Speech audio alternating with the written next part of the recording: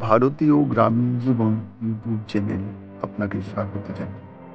আজকের ভিডিওটা একটু অন্যরকম। আমি গ্রামীণ জবা নিয়ে গল্প শোনাবো। এই যে নীল জবা গাছটা দেখছেন, এটা আমার দাদির লাগানো। দুবেলা শিশির ভেজা পাতা পাঁকে দাদি ফুল তুলবেন, পুজোর থালায় রাখবেন, বলতেন এ ফুল তাতে শান্তি আছে, সৌভাগ্য আছে।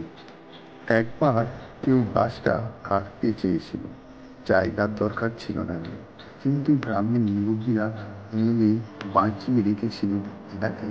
কারণ এটা শুধু একটা গাছ না, আমাদের স্মৃতি, আমাদের গ্রামের একটা অংশ। আজও এই জবা সেই মায়া নিয়ে দাঁড়িয়ে আছে, এক দূরে নীরবে হাসল। নমস্কার।